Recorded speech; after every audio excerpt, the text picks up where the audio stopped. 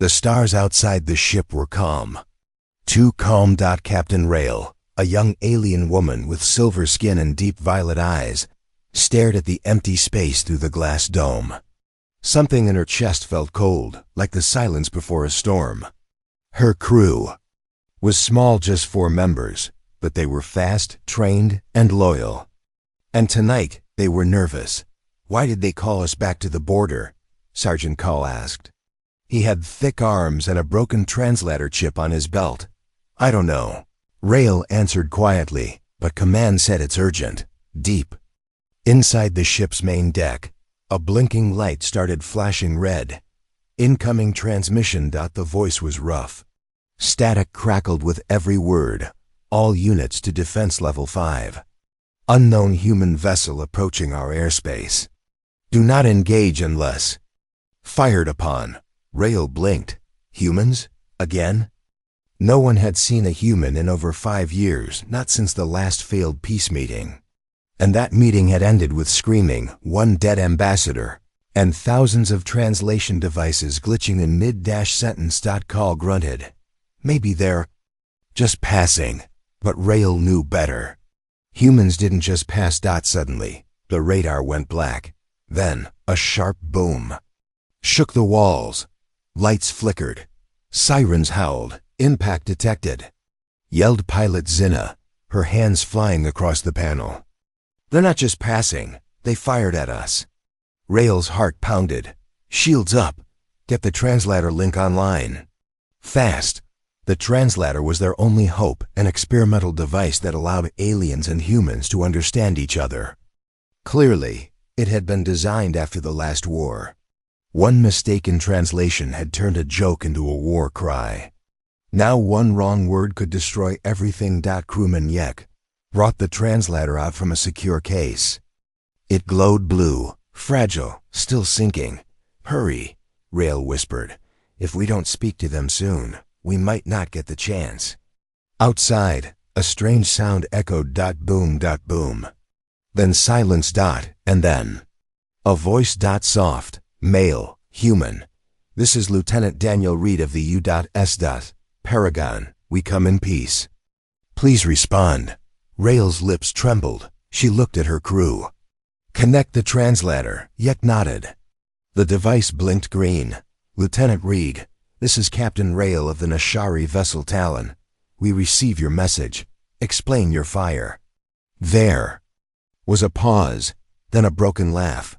"Fire?" the voice answered. "We didn't fire. You did." Call's hands balled into fists. "Liar." Rail raised her hand. "Wait." The translator blinked yellow. Jek frowned. "That's strange." "What is it?" Rail asked. "The translator. It's not syncing properly. It's switching meanings between 2 different dialects. Some words are coming out wrong." Before they could fix it, the device buzzed again and played the next line. "I demand your surrender," the human said through the glitchy translator. "And your body." Everyone froze. Zina gasped. Call shouted. "Did he just—" Rail's face went pale. "No, he couldn't mean that. It must be the translator. It's failing." Yek checked the screen. "There's a bug in the system." That sentence, it wasn't meant to be said like that. But it was too late. Rage burned in Call's eyes. "No one talks to our captain like that. Not even a human. Stand down." Rail ordered, but the fire had already begun. Outside, the alien ship turned toward the human vessel. Inside, the misunderstanding grew like a wildfire. And deep within the translation ship, one line of corrupted code sparked again. A soft word twisted into something dark, and a war that was never meant to begin. Did. Captain Rail stood frozen, her mind racing. The words from the human ship echoed in her ears. "I demand your surrender." And your body. No one on her crew moved. It was like the ship had stopped breathing. Only the blinking translator chip still made a quiet hum, unaware of the disaster it had just caused. "He didn't mean that," Rail said quickly, trying to control the storm inside her heart. Something is wrong with the translator. But Carl was already moving toward the weapons system. You heard what he said. Stop, Rail ordered, stepping in front of him. We will not fire. Zek, the technician, tapped his screen. Captain, the human message didn't come in clearly. I checked the logs. The original voice tone was calm, respectful. The translation twisted it. Can you fix it? She asked. Zek shook his head. Not fast enough. It's corrupted. The software broke during the impact. It's flipping words between peace and something else. Zinna whispered. What if he thinks we said something bad too? Everyone fell silent again. Rail's eyes widened. Open a second channel. Audio only, no translator. Zek looked nervous. Captain, if we say the wrong thing, then we're already in trouble, she said. But I won't start a war because of a broken machine. She leaned close to the mic, her voice soft. Lieutenant Reed, this is Captain. Rail, translator error. We did not understand you. Do you copy? There was a pause. A long one. Then the human voice returned. I think there's been a mistake. Our system glitched too. My last message wasn't what I said. Rail closed her eyes, breathing out. We received something aggressive, offensive. But I believe you now. So do I, the human said. But just as peace returned, an explosion rocked the alien ship. Boom. Sirens screamed. Missile strike, Carl yelled. It's not from the human ship, it's from behind. A third vessel appeared on the radar, unmarked, fast, firing at both the humans and the aliens. Who is that? Zinna cried. Rail's voice was tight. I don't know, it's not one of ours. On the screen, the new ship looked like a shadow. Silent, black with curved edges and no visible crew. They're jamming our signals. Zek shouted. The bridge filled with noise-static alarms, sparks flying from damaged walls. Then, out of nowhere, silence. The strange ship sent only one transmission. Audio only. UNTRANSLATNI. It was a voice, female. Cold. We gave you tools to build peace, the voice said. You used them to ruin it. Now you'll pay. Rail stared at the message log. Her hands were shaking. Who is she? Zinna whispered. Zek replied quietly. That's not a human or a Nashari voice. That's synthetic. Rail looked at the old translator chip, still flickering. Someone created this failure, she said. You mean the glitch wasn't an accident? Carl asked. Rail nodded. No. Someone wanted us to fight. Suddenly, the ship's lights went red. A boarding alarm flashed. They were being boarded. Not by humans, not by their own kind, but by someone else. Someone who spoke perfect language, but used lies as weapons. And deep inside the ship's corridor, something moved in the dark. The real enemy had arrived. A cold wind moved through the corridors of the alien ship, though there was no wind in space. It came from the air systems, slow, steady. And wrong. Captain Rail held her breath as the lights flickered. Her team was silent, weapons ready. Number one spoke. They had never seen anything like this before. The boarding warning blinked above. The door. Red. Constant. Loud. But no footsteps came. No sound of ships docking. No voice announcing arrival. Zek stood close to the security panel, eyes wide. They're already inside. How? Carl whispered. We didn't see them land. Rail felt it too. This was not a normal attack. Motion sensors in Cargo Bay 3, Zek said. Multiple life forms, not human, not Nashari. Completely untagged. Zinna, the pilot, stepped back. Captain, if they're not using translators, how do they even understand us? Rail looked down at the old translator chip still flickering on the floor. Maybe they don't need translation. Maybe they understand everything because they built it. Everyone looked at her. What do you mean? Carl asked. Rail single quotes S. Voice dropped. What if this translator system wasn't just a bridge between species, but a trap? What if someone designed it to break trust? Zek's screen beeped again. They're moving fast. Suddenly, a loud crash shook the metal doors. Boom. Then.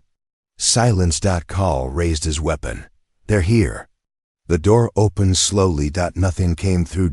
Just darkness. And then, something stepped forward. Not walking. Floating. It was tall, thin. Armor made of dark glass. No face, no mouth. Just two glowing silver eyes under a mask. It said nothing.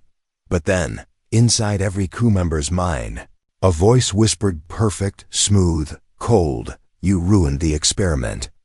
Zek screamed and dropped to the floor, holding his head. Get back! Rail shouted.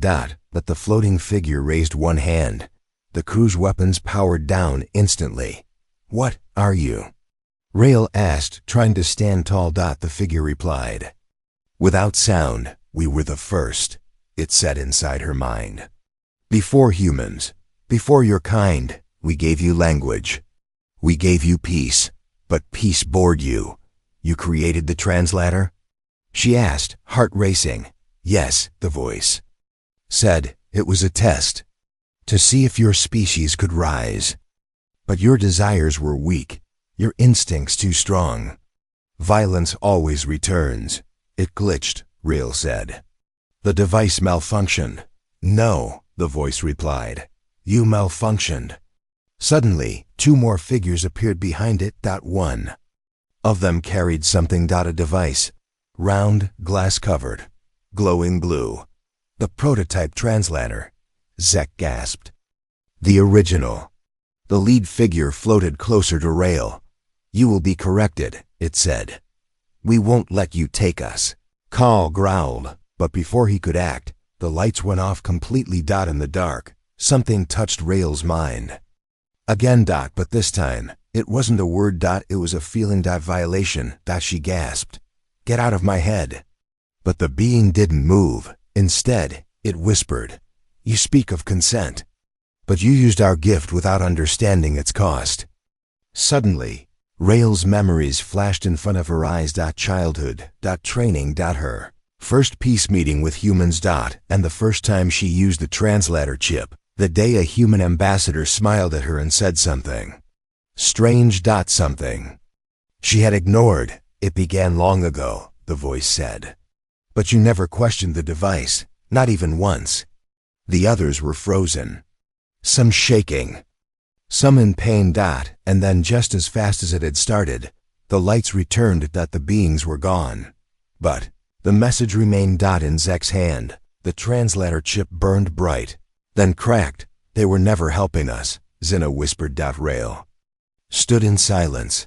They wanted us to depend on it, then destroy each other when it failed.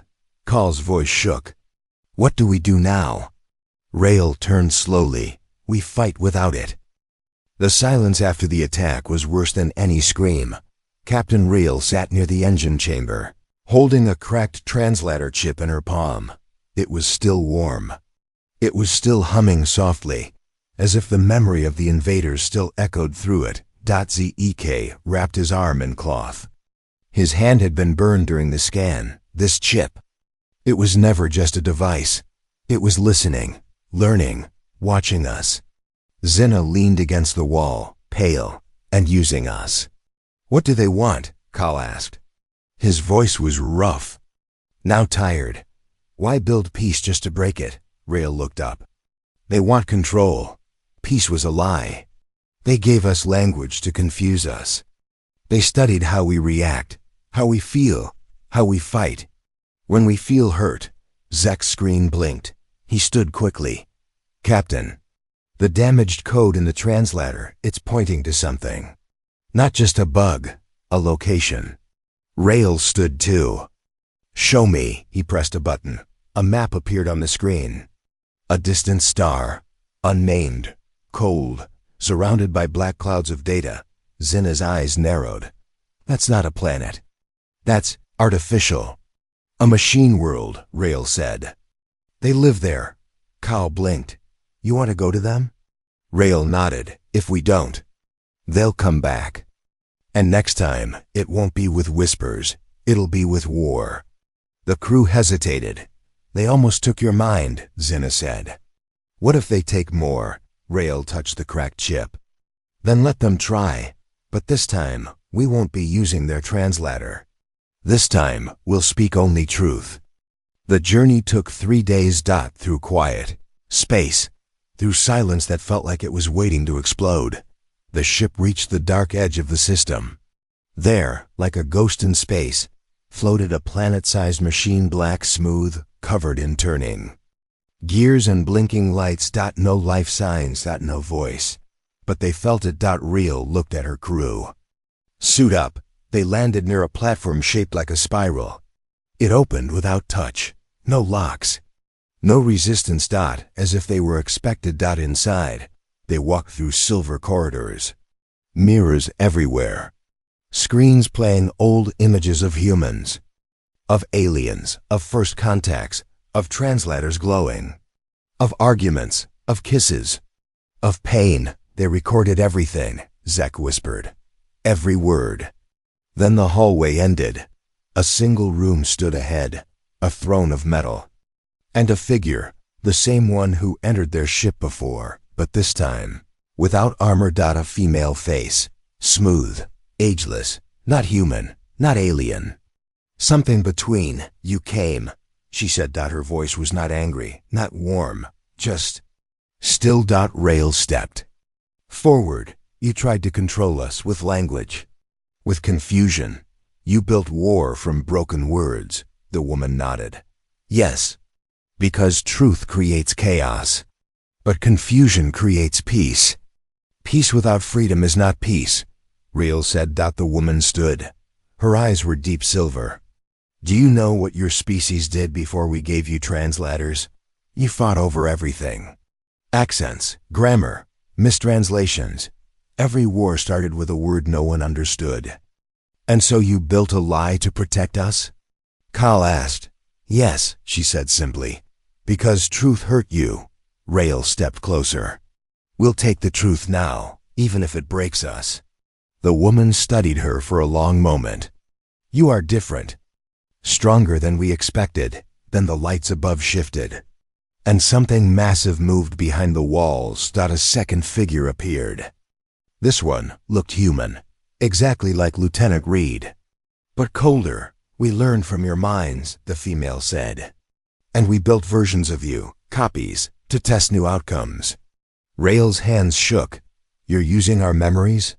Yes, the voice said. And from one of your strongest memories, we learned something powerful. A door opened. And what stepped out made Rael fall to her knees. A perfect copy of her younger self. But this version smiled differently. Cruel, playful, and wore the same uniform from the first peace meeting. You twisted my memory, Rael said. No, the silver-eyed woman replied. We only used what was already inside you. Behind the clone Rael, a large device powered on, the original translator, the core. Still glowing blue. We will end this, Rael whispered. But the woman only smiled. No, she said. It's already begun. And the fake Rael stepped forward. With a smile that meant danger. Captain Rael couldn't move. Her clone stood just 10 steps away. Same face, same voice, same soft smile, but something dark lived behind the eyes. The silver-eyed woman watched them both like a scientist watches a puzzle. Do you remember her? She asked. Rael single quotes. His voice was low. I remember the day you took that memory. The silver woman nodded. It was the first time you used the translator. A human ambassador said something soft, uncertain, and the translator twisted it. Zek whispered. Was that the day? Rael closed her eyes. Her voice shook. Yes, it was years ago. Before the wars. Before the fighting. Captain Rael, just a young officer, then had sat in a quiet meeting room with a human diplomat named Ambassador Kane. They had shared a meal, nothing fancy. Just simple bread and cold fruit. Then he spoke. He smiled nervously, leaned in, and said something small. Something the translator turned into. You must submit. I claim you. But his eyes had been kind, afraid, almost shaking. Rail had frozen. She had felt cold, ashamed, afraid, and angry. She had reported him. The first fight between their people started that day. But now, standing here, her clone stared at her with that same moment frozen in her expression. The silver woman spoke again. The translator worked fine. It only failed because the emotions were too complex. You both felt attraction, fear, curiosity, but the chip chose the strongest word it could find. No, Real said. You let it happen. You wanted it to go wrong. Of course, the woman said. You are not ready for harmony. Confusion teaches faster than truth. Zek stepped forward. You built the first translator, didn't you? We did, the woman said. We gave your kind language. Then we tested what happens when that language lies. Kal gritted his teeth. You think that makes you gods? No, she said calmly. It makes us parents. Rael looked at the glowing machine, the original translator core. You can stop this, she said. Fix the device. Let the truth pass between worlds. The woman stepped aside. You want the truth? She whispered. Touch the core. But be warned, you may see more than you wish. Rael stepped closer. The device pulsed blue. Soft light flowed through the air. She reached out, fingers shaking, and touched it. Flash. Memories exploded inside her. But not just hers. Hundreds. Thousands. Humans. Aliens. Pain. Joy. Moments of misunderstanding. A boy giving a flower and getting slapped. A soldier shouting, wait, and getting shot. A girl saying, I love you, and hearing, I own you. The translator had twisted all of it, not because it failed, but because it chose. Flash. Then, one memory stuck. Ambassador Kane, after the meeting, sitting alone. Crying. Whispering, I just wanted to say she was beautiful. Rael gasped. She fell to her knees. It was never his fault, she whispered. The silver woman watched. You see now. Words are weapons when you don't understand them. Rael looked up, eyes wet. You ruined lives. We taught lessons. Then, here's mine, Rael said softly. She stood, pulled out a power spike from her suit, and stabbed it into the translator core. The room exploded with sparks. The clone Rael screamed and collapsed into light. The silver woman staggered back. You broke the chain. Rael stepped forward. We'll speak our own words now. No more lies between lines. The machine world around them shook. Walls cracked. Sirens wailed. Ek grabbed Kal's hand. We have to go, now. The crew ran toward the exit platform. Behind them, the translator core burned blue, then white, then faded to ash. The silver woman shouted one last time. You are not ready, Rael shouted back. Then we'll learn without you. They boarded their ship. Zinna powered the engines. Machine world behind them crumbled. And for the first time in decades, no voice followed them. But peace never comes easy. As the stars grew quiet again, Rael opened her hand, and inside it was one last glowing piece of the translator chip. A fragment. Alive. Watching. Waiting. The ship drifted through deep space. Quiet. Damaged. But alive. Captain Rael sat in the command chair, still holding the glowing fragment of the destroyed translator. It pulsed like a heartbeat. Weak, but not dead. Ek ran scans in silence. Kal stood guard near the entrance. Zinna flew the ship on manual, guiding them away from the dead machine world. No one spoke, not because they couldn't, but because now they didn't trust words. Rael turned to Zek. Is it safe? Zek stared at the chip. It's not sending signals, but it's still thinking. Thinking? Kal asked. How can a chip think? Zek's voice dropped. I ran a deep code check. This fragment is not just data. It's part biological, Part synthetic, it remembers feelings. Rael's stomach turned. Memories? Zek nodded slowly. Yes. And they're not all ours. Suddenly, the lights flickered again. A low hum moved through the ship. Ziana looked up. That's coming from inside. The crew followed the sound. It led to storage bay 2. A small room. No damage. Just crates, supplies, and a figure. Standing. Still. Not facing them. Rael raised her weapon. Who's there? The figure turned around. It was Zek. But Zek stood right beside her. What is this? Kal shouted. The second Zek smiled. Hello, Captain. Rael's eyes widened. You're not him. The fake Zek tilted his head. I never said I was. The real Zek whispered. A mimic. They made copies of us. Just like they did to you, Captain. But why? Zina asked, shaking. The fake Zek answered. Because your mission isn't over. Not yet. What do you want? Rael said. To complete the experiment, it replied. This ship, your crew. Your pain, it's still part of the test. Rael stepped forward. We destroyed the core. The translator is gone. The fake Zek held out a hand. And from his palm, a small blue light emerged. The same light. The same hum. The translator chip had survived. No, Kal shouted. We watched it burn, the mimic laughed. You saw what we wanted you to see. You can't kill language. You can only rewrite it. Zina stepped back. You're controlling our ship? Yes, the mimic said. But only until the final decision. What decision?